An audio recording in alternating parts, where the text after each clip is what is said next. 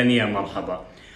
سفيان مرابط، وقبل موضوع سفيان مرابط أتكلم على موضوع منتخب المغرب. لما تشوف المغرب أقصت منتخب إسبانيا، ولما تشوف العناصر اللي موجودة مع منتخب المغرب ما تستغرب ليش تأهل دور الثمانية. تتكلم على زياش لاعب تشيلسي، تتكلم على حكيمي لاعب باريس سان جيرمان، اللي صار المزراوي لاعب بايرن ميونخ، سفيان مرابط لاعب فيورنتينا الإيطاليا، نصيري مهاجم اشبيليا الإسباني، الحارس أيضا اللي صراحة من نجوم البطولة أيضا حارس اشبيليا الإسباني. عندهم لاعبين على مستوى عالي.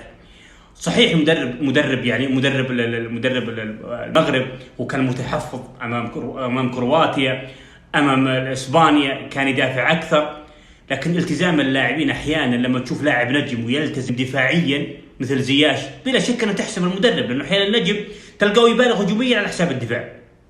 بالنسبه لسفيان مرابط، لما تقول من نجوم كاس العالم على مستوى المحاور، بلا شك انه احد اللاعبين هو سفيان مرابط. مثل اللاعبين يستحق انك تراهن عليه، ومثل اللاعبين لابد انك تقاتل عليه مثل سفيان مرابط. ويتشابه مع اخوه نور الدين مرابط، يتشابه من ناحيه الانضباط داخل الملعب وخارج الملعب، يتشابه من ناحيه القوه، من ناحيه السرعه، من ناحيه المجهود، من ناحيه الشخصيه، ومن ناحيه ايضا التواضع. وهذه احد نقاط قوه سفيان مرابط. وحتى نور الدين مرابط لما تشوفه بعمر 35 سنه واللاعب يقدم اداء عالي. شفتوا بكاس العالم يا اخي ما شفت محور بهالمجهود 90 دقيقة واللاعب يركض بلا ملل. بدنيا اللاعب متفوق، استرجاع الكرة اللاعب متفوق، لاعب قوي بالمحور. يعني هاللاعب هذا ممكن محور ما شاء الله تبارك الله يعوض 2 محاور من ناحية المجهود. والميزة سفيان مرابط مش فقط انه يملك الموهبة والامكانيات، الميزة انه العقلية والانضباط.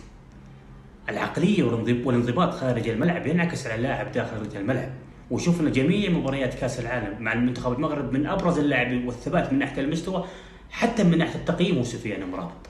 لانه في لاعبين انتم تعرفونهم كثر يملك الموهبة والامكانيات، لكن تلقى الانضباط ما في انضباط خارج الملعب، والعقلية صفر.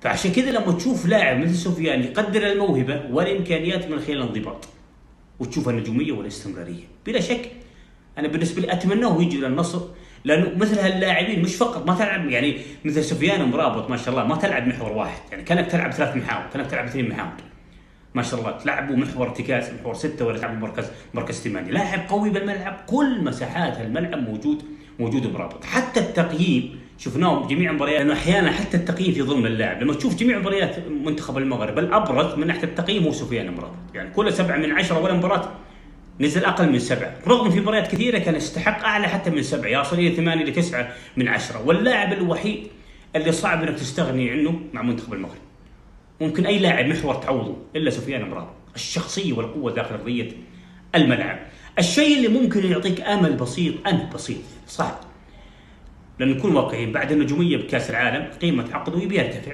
والأندية أكثر تبحث عن سفيان مرابط. لكن الآن كرة القدم تغيرت، اصبح الكل الان يفكر موضوع المال. ما في شيء اسمه والله ممكن انا بستمر باوروبا، في لاعبين كثر توقعنا يستمرون باوروبا وجو عندنا بالدوري السعودي. اقول امل بسيط هو اللي يخليك تقاتل عليه، هو وجود تجربه نور الدين مرابط مع النصر. التجربه هذه قد تعطي الامل بسيط انك تاخذ سفيان مرابط مع النصر، لان نور الدين مرابط من اجمل فتراته كانت مع النصر. فبالتالي نور الدين مرابط وتجربته مع النصر، وأيضا علاقته مع النصر، وعلاقته مع الإدارات، وعلاقته مع الجمهور، هنا قد هالمؤشر يعطيك أمل أنك تقاتل على سفيان مرابط. ليش؟ لأنه نعرف أنه جوستافو كمثال، أن الموسم هذا أنت ماخذ جوستافو موسم واحد، حلو ممتاز. السنوات القادمة بلا شك راح تبحث عن محور.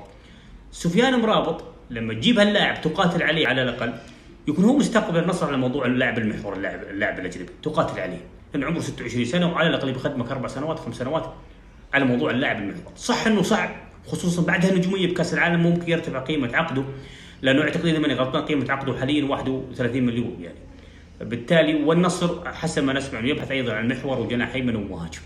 فقاتل ما تخسران شيء، وبالنهايه ممكن يجي اللاعب. يعطيكم العافيه.